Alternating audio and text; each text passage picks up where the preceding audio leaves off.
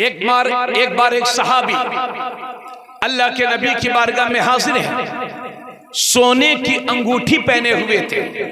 आजकल बहुत चल रही है ना मंगनियों में सोने की अंगूठी। हाँ, ये करोड़पति लोग हैं, जब तक गरीब रहते हैं तो शरीयत पर अमल भी करते हैं, और जहां दो पैसा हुआ तो फिर वो मुसलमान बाद में हैं और करोड़पति लखपति पहले हैं। वो मॉडर्न हो गए, मॉडर्न। तो एक सहाबी के अल्लाह के नबी की बारगाह में एक सहाबी हाजिर है, हाथ में सोने की अंगूठी पहने हुए थे, गोल्ड रिंग। अल्लाह के नबी ने उनके हाथ से वो अंगूठी ली और फेंक दी और फरमाया, क्या तुम इस बात को पसंद करते हो कि जहन्नम की आग का अंगारा अपनी उंगली में डालो? ये मेरे नबी ने फरमाया। जब मेरे नबी वहां से तशरीफ ले गए तो एक दूसरे सहाबी ने उनसे कहा, क्या रे नबी ने पहनने ही से तो मना किया है, अब इसको उठा लो, बेच देना। सोना हर दौर में कीमती रहा है। जब 5,000 रुपए तोला था तो हम उस वक्त नहीं खरीद सकते थे, आज 1.5 लाख रुपए तो खरीद सकते हैं। तो सोना हर दौर में कीमती रहा है, गोल्ड हर दौर में कीमती रहा है। तो सोने की अंगूठी पड़ी हुई थी, नबी ने उतार कर फेंक दी। तो दूसरे सहाबी बोले, उठा लो, बेच देना, फायदा उठा लेना, या आपकी बीवी पहन लेगी, उनको तो पहनना जायज है, उठा लीजिए। तो वो सहाबी का इश्क रसूल देखिए, कहते हैं जिस चीज को मेरे नबी ने फेंक दिया हो, खुदा की कसम मैं उसे कभी नहीं उठा सकता। वाह वाह वाह वाह वाह, यह है सहाबी का इश्क रसूल। ऐसी अदाएं जो सहाबा को पसंद है मेरे नबी की। और जंगे बदर 17 रमजान मुबारक को जंगे बदर हुई थी, जुमे के दिन 1000 से ज्यादा कुफार और मुश्रिकीन की जमात थी। मेरे रसूल ने दुआ की, परवरदिगार ये छोटा सा लश्कर लेकर के आया हूं, जिस कामयाबी का तूने मुझसे वादा फरमाया है वो वादा पूरा फरमा दे। मौला अगर ये आज हलाक को बर्बाद हो गए तो रूए जमीन पर तेरी इबादत करने वाला कोई ना होगा। मेरे नबी ने दुआ की और 313 मुसलमान हजारों मुश्रिकीन पर गालिब आए। मुश्रिकीन कहते हैं कि हमें जख्म तो लगते थे लेकिन तलवार मारने वाले, कोड़े मारने वाले दिखाई नहीं देते थे। पता ये चला कि हक वाले कम भी हो मगर रसूल के वफादार हो तो वो ज्यादा पर गालिब होंगे, बशर्त ये है कि उनका तरीका रास्ता दुरुस्त हो। तो जंगे बदर के मौके पर अल्लाह के नबी ने नमाज़े फजर के बाद सफ़े दुरुस्त करने के लिए सहाबा को खड़ा कर दिया। जैसे आर्मी और पुलिस जब परेड कराते हैं तो खड़ा करते हैं लाइन में, सीधे लग जाएंगे। इसी तरीके से अल्लाह के नबी जंगे बदर के मौके पर सहाबाए किराम की जमात को खड़ा कर रहे थे, सीधे खड़े हो जाइए। और मेरे नबी सब की तरफ से गुजर रहे थे। हजरत सवाद सहाबी वो भी सफ में खड़े हुए थे, उनका पेट कुछ बड़ा था। मेरे नबी ने छड़ी ली और फरमाया, सवाद बराबर हो जाओ। छड़ी उनके पेट पर मारी और कहा, सवाद बराबर हो जाओ, बराबर हो जाओ। हजरत सवाद कहने लगे, या रसूल अल्लाह आपने मेरे पेट पर छड़ी मारी है, मुझे तकलीफ दी है, या रसूल अल्लाह मुझे बदला चाहिए। सहाबाए किराम हैरान थे कि हालत जंग में हैं और ये अपना बदला चाहते हैं। कितनी अजीब कैफियत है और इनको बदला चाहिए। तो हजरत सवाद, या रसूल अल्लाह मुझे बदला चाहिए, आपने मेरे पेट पर छड़ी मारी, मुझे बदला चाहिए। अल्लाह के नबी ने अपनी कमीज मुबारक हटा दी, अपने कपड़े मुबारक हटा दिए, फरमाया, लो सवाद बदला ले लो। तो हजरत सवाद मेरे नबी के जिस्म पाक से चिमट गए। तो मेरे नबी फरमाते हैं, सवाद ये क्या है, तुम तो बदला लेने के लिए कह रहे थे।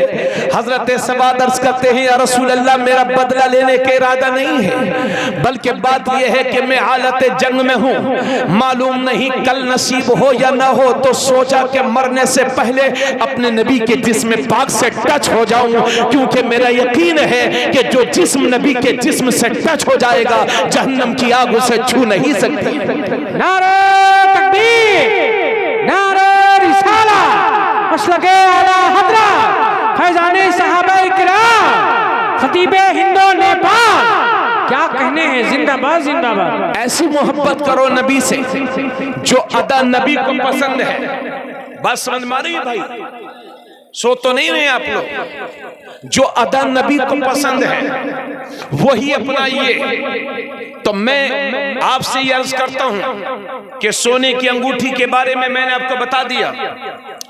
अल्लाह आपको कितना भी दे दे, लेकिन रिश्ता तय करते वक्त अपने दामाद को सोने की अंगूठी कतई नहीं पहनाइए। जिस चीज को मेरे नबी ने सहाबी के हाथ से लेकर के फेंक दिया हो, हम उसे जीनत बनाएं, हम उसे अपने मुआशरे में फरोग दें। यकीनन हमें भी, हम लड़की को पहना सकते हैं, औरतों को चाहे जितना सोना चांदी वो पहनना चाहें, औरतों को इजाजत है कि वो पहने। लेकिन औरतों के लिए भी हराम है कि लोहा, तांबा, पीतल के आजकल के जो जेवरात आते हैं बनावटी, उनसे भी बचना चाहिए, वो भी नाजायज़ और हराम है। आप सिर्फ चांदी और सोने का जितना जेवर चाहें इस्तेमाल कर सकती हैं, और अगर नहीं है, गुर्बत है, तो कोई ज़रूरी है कि ये 10-10 रुपए वाले, 20-20 रुपए वाले बुंदे ला करके हम दिखाएं कि ये सोने के बुंदे हैं? भाई बात समझ रहे हैं आप हमारी कि नहीं? तो इसलिए अर्ज कर रहा हूं, आओ लोगों रसूल से मोहब्बत करो। और मोहब्बत का ये तकाजा है कि जो मेरे नबी ने फरमा दिया उस पर अमल करो। इन्नहु लकुम अदुव्वुम मुबीन, क्योंकि शैतान तुम्हारा खुला दुश्मन है। चाहे वो छोटा शैतान हो चाहे बड़ा शैतान, ये जितने शयातीन हैं ये इंसान के बहुत बड़े दुश्मन हैं। तो अल्लाह रब्बुल इज़्ज़त इरशाद फरमाता है कि इस्लाम में मुकम्मल तरह से दाखिल हो जाओ और शैतान की पैरवी न करो, अल्लाह और उसके रसूल के हुक्म की फरमाबरदारी करो।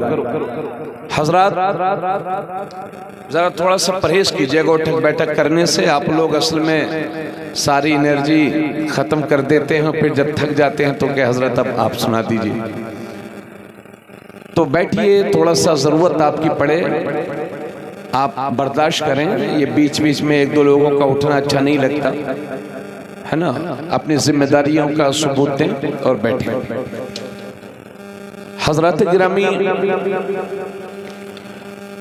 जब हम अपने मुआशरे पर गौर करते हैं तो इस नतीजे पर पहुंचते हैं कि मुसलमानों में 80 से 85% लोग वो हैं जो सिर्फ जुमा पढ़ते हैं, वो 5 वक्त की नमाज नहीं पढ़ते। और 25 से 30% नौजवान वो हैं जो शराब, नशा और बियर के आदी होते चले जा रहे हैं। हमारी कौम की वो बेटियां जो कनीज़े फातिमा बनकर के जिंदगी गुजारती, आज वो बेहयाई को फरोग दे रही हैं, बाजारों की जीनत बनी हुई हैं और बेपर्दगी करने में उन्हें कोई शर्म और आर महसूस नहीं होती। तालीम के मामले में जिस कौम को दुनिया की इमामत करनी चाहिए, आज वही कौम तालीम के मामले में सबसे ज्यादा पिछड़ी हुई है। जिस कौम को यही बताया गया था कि हलाल ग़िज़ा ये वाकई ग़िज़ा है और इंसान की रूह को पाकीज़ा करती है, उसी कौम में एक नहीं बल्कि बहुत सारे लोग वो हैं जो सूदखोर हैं और सूदखोरी की उनकी ऐसी आदत बन चुकी है कि उन्हें जल्दी तौबा की तौफीक भी नहीं होती। हजरात, मौलाना हकीमुद्दीन साहब वहां खड़े हुए थे, हाँ अच्छे खड़े थे वहां पर। वो ए भाई पीछे वाले लड़कों बैठ जाओ वरना आप लोग अपने घर चले जाओ। जितने कमेटी के मेंबर हैं या बाहर से आए हो या तो अपने घर चले जाएं वरना बैठ जाएं। ये कव्वाली का मुकाबला नहीं है कि आपसे 10-10 रुपए चाहिए और शोर शराबा करें, नहीं, ये दीनी महफिल है, यहाँ अदब से बैठे। तो हजरत जरूरत इस बात की है कि हम अपने अमाल में सुधार पैदा करें, और इस्लाम जैसा चाहता है वैसे मुसलमान बने। वाह वाह वाह। आप गौर करें, मैंने जो आयत पढ़ी थी, अल्लाह फरमाता है या अय्युहल्लज़ीना आमनू, गौर से सुनिएगा। उसके बाद अल्लाह फरमाता है उदखुलू फिस्सिल्मी काफ़ा, ए ईमान वालो इस्लाम में पूरी तरह से दाखिल हो जाओ। सुभान अल्लाह सुभान अल्लाह। तो अल्लाह ने हमें पहले ईमान वाला फरमाया, तो ईमान वाला वो होता ही है जिसने अल्लाह को एक माना और हुजूर की रिसालत की गवाही दी, हुजूर को अल्लाह का बंदा और आखिरी रसूल माना, वो वाकई ईमान वाला है। वाह वाह वाह वाह। तो अल्लाह मोमिन भी फरमा रहा है, ईमान वाला भी फरमा रहा है, उसके बाद ये भी फरमा रहा है कि पूरी तरह से इस्लाम में दाखिल हो जाओ। इसका क्या मतलब है? इसको समझने के लिए आप ऐसे करें, जैसे ये अंगूठी मेरी है, मैंने एक गिलास में ये अंगूठी दाखिल की, ये अंगूठी गिलास में दाखिल हो गई, लेकिन ये दुखूल इतना आसान है कि मैं जब चाहूं हाथ डालूं, अंगूठी निकाल करके बाहर कर दूं। क्या पॉइंट है? हालांकि ये अंगूठी गिलास में दाखिल हो गई, मगर कभी भी इसको आसानी के साथ बाहर निकाला जा सकता है। अब देखिए, ये बोतल रखी हुई है, ये पानी की बोतल है, इसमें पानी है, इसमें आप कलर मिला दीजिए, रंग मिला दीजिए, फिर उस पानी को, कलर को रंग से जुदा करने की कोशिश करिए, तो वल्लाह सुम्मा वल्लाह, न पानी रंग से जुदा हो, न रंग पानी से जुदा हो। बस यही मेरा अल्लाह आपसे चाहता है, ए ईमान वालो इस्लामी रंग में ऐसे रंग जाओ कि दुनिया की कोई ताकत तुमसे इस्लामी रंग न उतार सके। नारे तकबीर, नारे रिसाला, मशलके आला हजरा, हक़्क़े खिताबा, खलीफे गुलजारे मिल्लत। ऐसे इस्लामी रंग में रंग जाओ कि दुनिया की कोई ताकत तुमसे इस्लामी रंग न उतार सके। सिबगतल्लाह वमन अहसनु मिनल्लाहि सिबगा, ये अल्लाह का रंग है और अल्लाह के रंग से बेहतर किसका रंग है? थोड़ा सा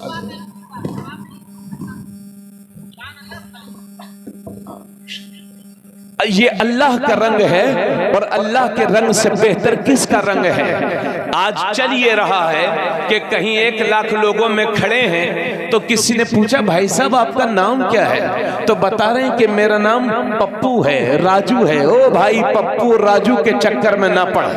अगर 1 लाख लोगों में भी कहीं खड़े हो और कोई पूछे नाम क्या है, तो शान से बताया करो मेरे बाप ने मेरा नाम मोहम्मद रखा है, उसमें के मुसलमान बनो। इस्लाम चाहता है ऐसे मुसलमान बनो। हजरत, मैं बड़ी माजरत के साथ एक बात अर्ज करना चाहूंगा। मैं बिरुआ वालों, इमलिया वालों, अतराफ वालों, आपका मैं मजाक नहीं उड़ा रहा हूं, मगर मैं जो अपनी आंखों से देख रहा हूं वो मैं आपके सामने अर्ज कर रहा हूं। अभी चल ये रहा है कि जब हमारा बच्चा 10, 11, 12 साल का होता है तो हम और आप उसे 100 रुपए दे देते हैं, 50 रुपए दे देते हैं, जाओ बेटे बालों को कलर करवा लो। तो कोई नीला करवा रहा है, कोई पीला करवा रहा है। छोटे छोटे बच्चों को हाथों में, जिनके हाथ में कलम और किताब होनी चाहिए, हमने अपनी उस नई नस्ल को हेयर स्टाइल में फंसा दिया। आगे बढ़े, 13-14 साल का बच्चा हुआ तो हम कितने नौजवानों को देखते हैं कि वो कान छिदवा के उसमें बाली पहने घूम रहे हैं। अरे भाई, अल्लाह ने तुझे मर्द बनाया है तो मर्द बन के रह, ये औरतों वाली आदतें तेरे अंदर कहां से आ रही हैं? अल्लाह के नबी ने उन मर्दों पर लानत फरमाई है जो औरतों के स्टाइल को अपनाया करते हैं, और उन औरतों पर लानत फरमाई है जो मर्दों के स्टाइल को अपनाया करते हैं। हसीब भाई जरा तवज्जो फरमाएंगे, सारे हमारे भाई लोग तवज्जो फरमाएंगे। आप जलसे के बाद जरा मुलाकात भी करनी है आप लोगों से, तो तवज्जो फरमाएं। हजरत गिरामी, इतनी बातें कहने के बाद अब आप जरा आगे बढ़े। हम जब हमारा बच्चा 15-16 साल का हो जा रहा है तो हम ये देख रहे हैं कि जब तक अब ये चूंकि बड़ा हो गया है, 50,000 का मोबाइल चाहिए, 1 लाख का मोबाइल चाहिए। हमने ऐसे ऐसे लड़कों के हाथ में भी 1-1 लाख के मोबाइल देखे हैं कि जब उनकी माँ खाना बनाती है तो खाने के लिए तेल भी पड़ोस में लेने के लिए जाती है कि बहन थोड़ा सा तेल दे दे। मगर ये झूठी नवाबगिरी हम बहुत देख रहे हैं। हजरत, जब तक तो 2.5 GB डाटा हमारे बच्चों का खत्म नहीं हो जाता, रात में इन्हें चैन की नींद नहीं आती है। आज यहूदी का 15 साल का बच्चा ये प्लानिंग कर रहा है कि मुसलमान को सफाई हस्ती से मिटाना कैसे है, मगर ये हमारे बच्चे हैं जो रात दिन मोबाइल में बिजी हैं। आगे बढ़े, जब हमारा बच्चा 18, 19 साल, 20 साल का हो गया तो बाप बेचारा सऊदीया में कमा रहा है, बाप बेचारा मुंबई और दिल्ली गया हुआ है, कई महीनों से, कई सालों से घर नहीं आया, पैसे इकट्ठे करके घर भेज रहा है ताकि हमारा बच्चा खुशहाल जिंदगी जी सके।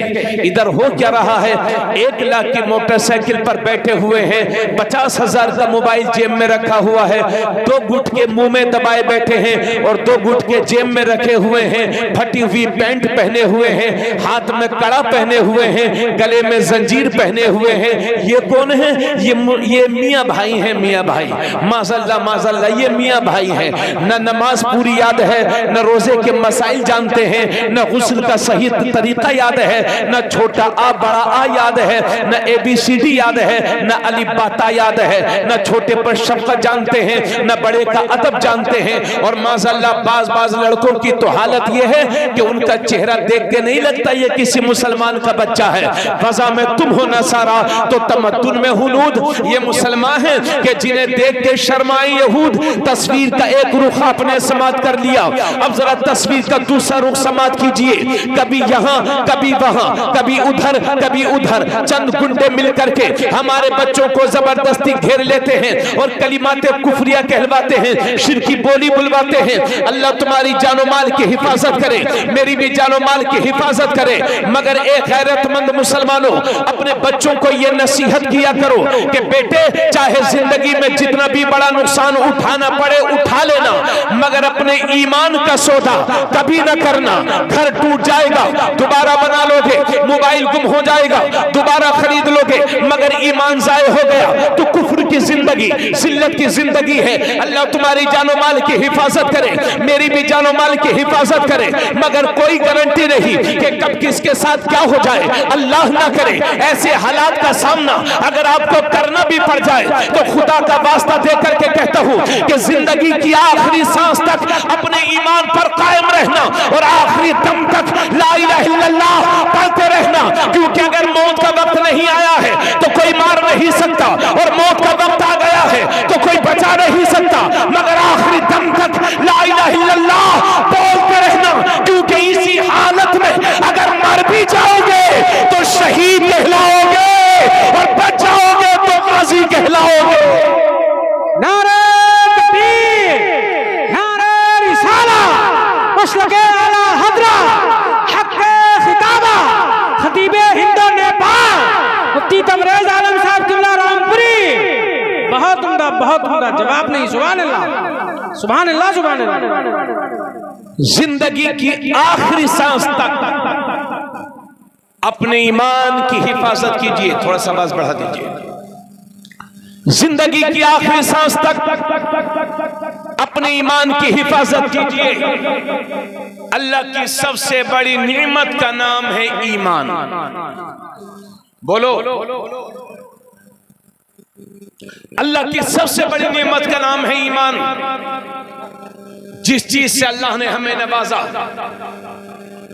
इसलिए जिंदगी की आखिरी सांस तक अपने ईमान की हिफाजत कीजिए।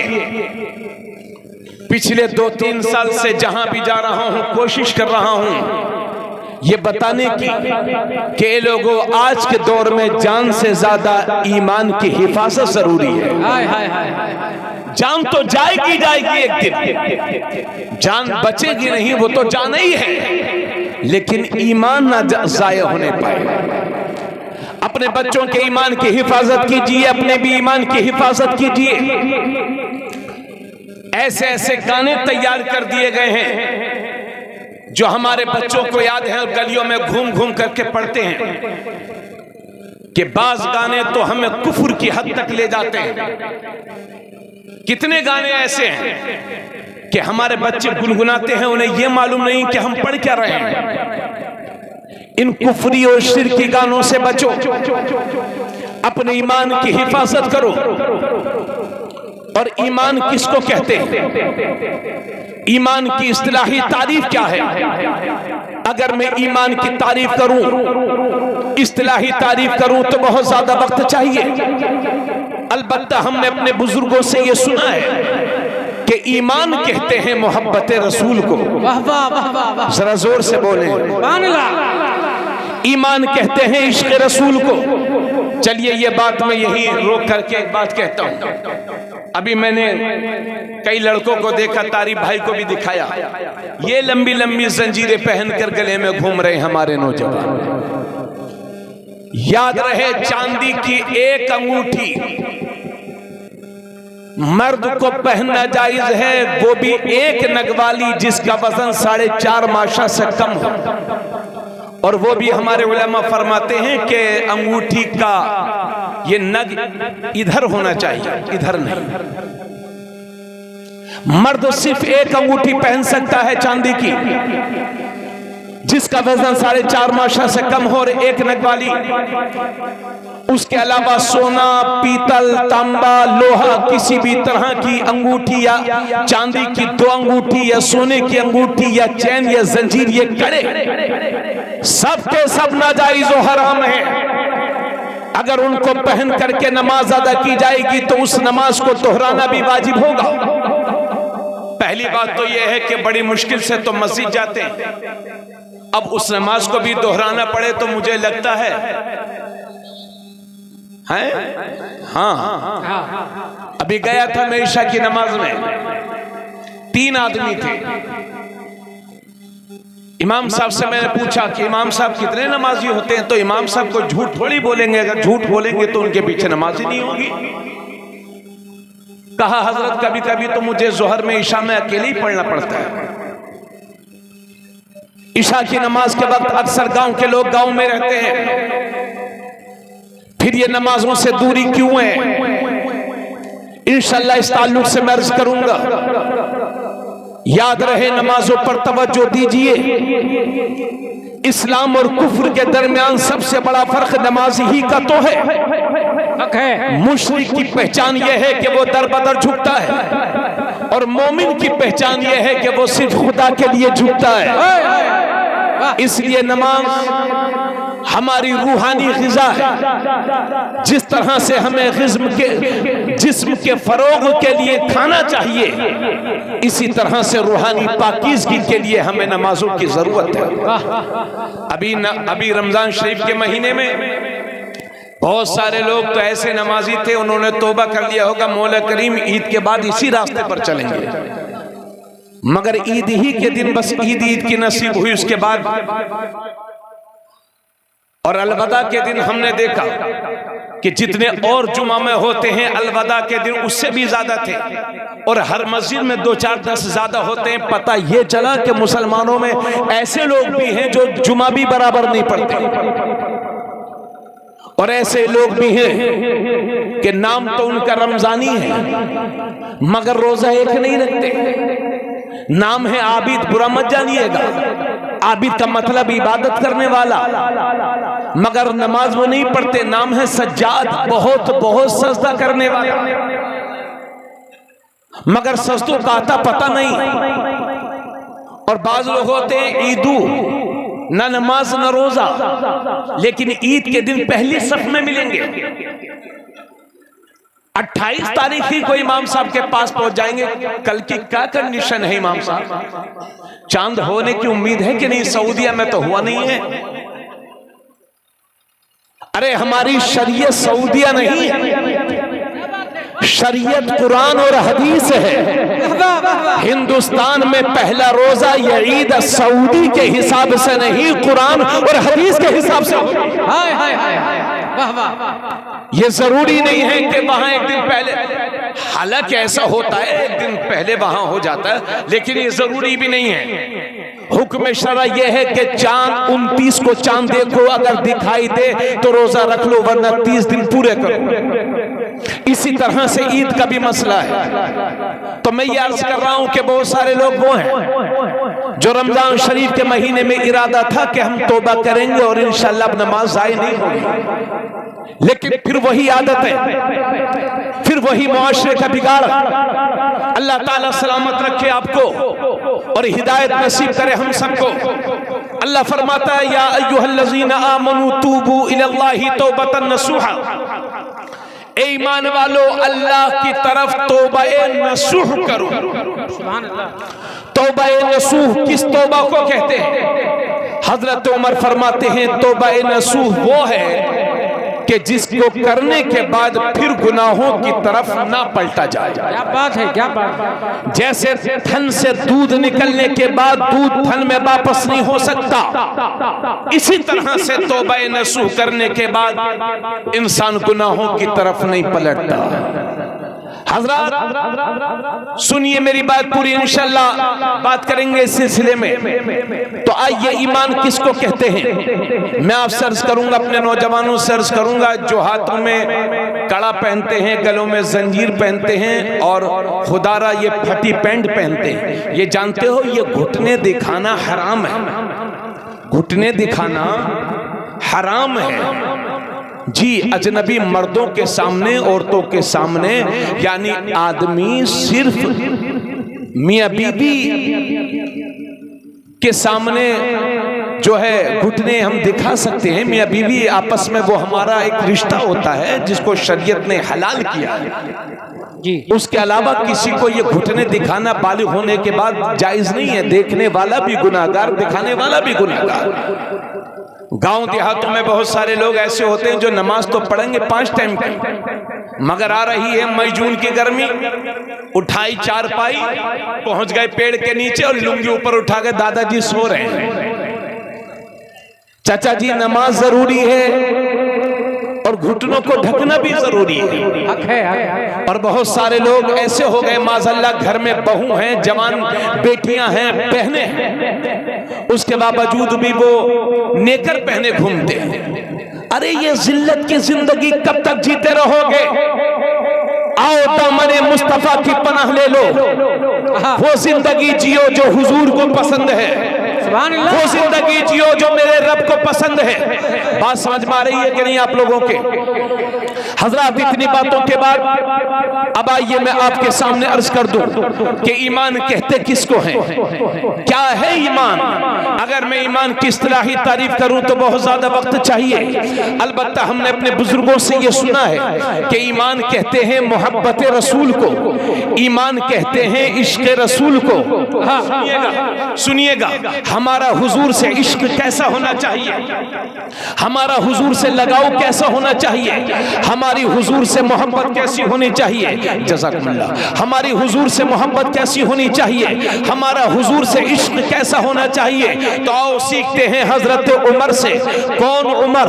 वो उमर के जिनके लिए मेरे नबी फरमाते हैं अगर मेरे बाद कोई नबी होता तो उमर बिन खत्ताब होते। वो उमर के जिनके लिए मेरे नबी फरमाते हैं कि मेरा उमर जिस रास्ते से गुजर जाता है शैतान वो रास्ता छोड़ करके भाग जाता है।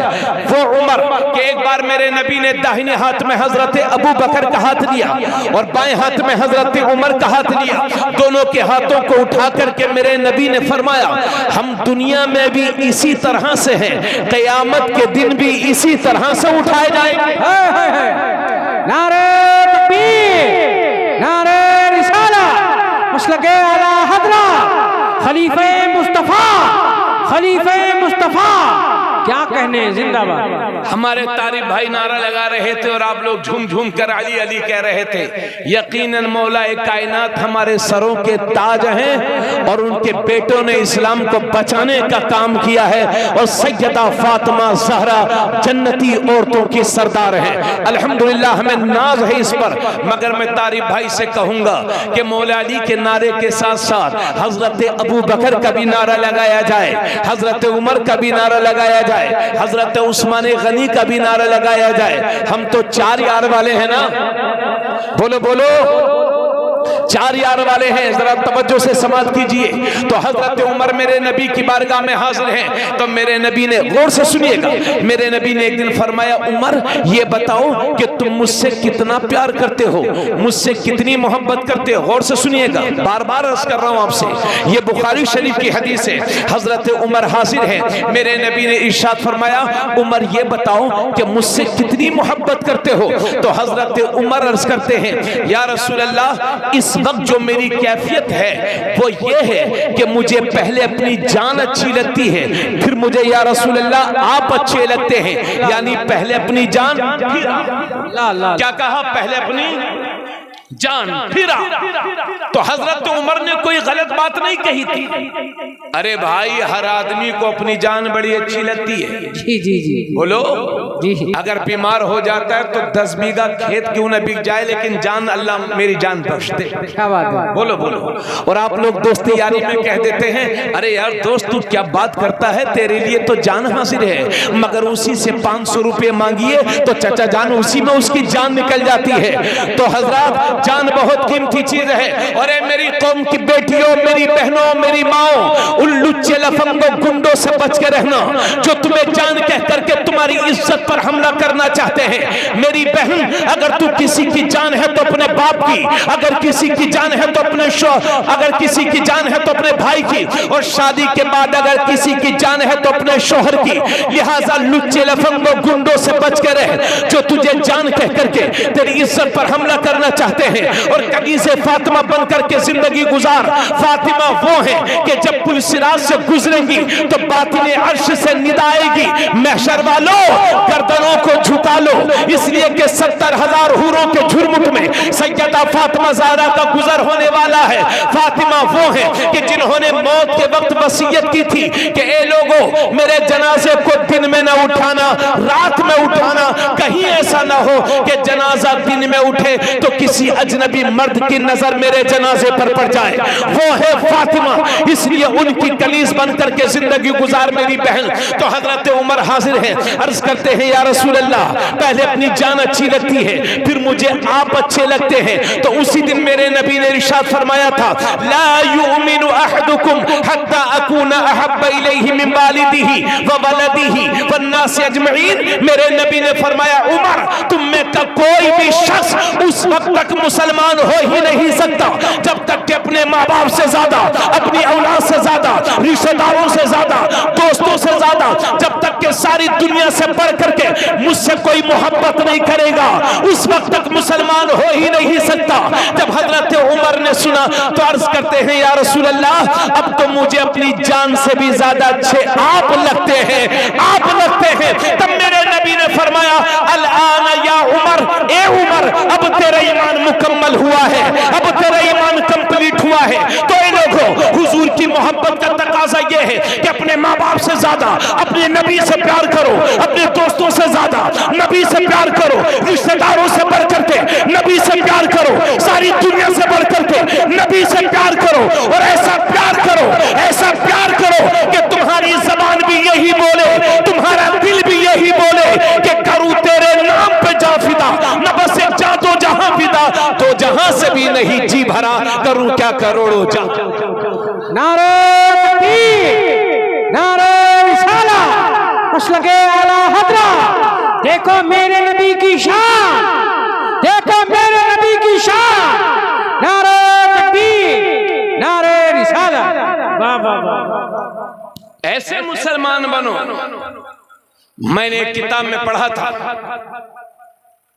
कि जब बच्चे बड़े हो जाएं, सुनना मेरी बहनों आप भी, जब बच्चे बड़े हो जाएं तो सबसे पहले उन्हें ईमान सिखाओ। क्या? ईमान। जब बच्चे 3-4 साल के हो जाएं, 2-3 साल के जब कुछ बोलने लगते हैं तो उनसे ये मत कहा करो कि बेटा पापा बोल पापा, बल्कि ये बोला करो कि बेटा अल्लाह बोल अल्लाह। आका करीम सल्लल्लाहु अलैहि वसल्लम फरमाते हैं, अपने बच्चों को 3 चीजें सिखाओ। अपने बच्चों को अपने नबी की मोहब्बत सिखाओ, अपने बच्चों को अहले बैत की मोहब्बत सिखाओ और अपने बच्चों को कुरान करीम की तिलावत करना सिखाओ। तो बचपन ही से सबसे ज्यादा जरूरत इस बात की है कि अपने बच्चों के ईमान की, वो अपने बच्चों को ईमान सिखाओ। उन्हें ये बताओ कि बेटा खुदा हमारा जो माबूद है वो एक है, उसकी जात में कोई शरीक नहीं। क्या बात है। उन्हें ये भी बताओ कि बेटे हमारे नबी आखिरी नबी हैं और अल्लाह के बंदे हैं। तो हुजूर की मोहब्बत सिखाओ।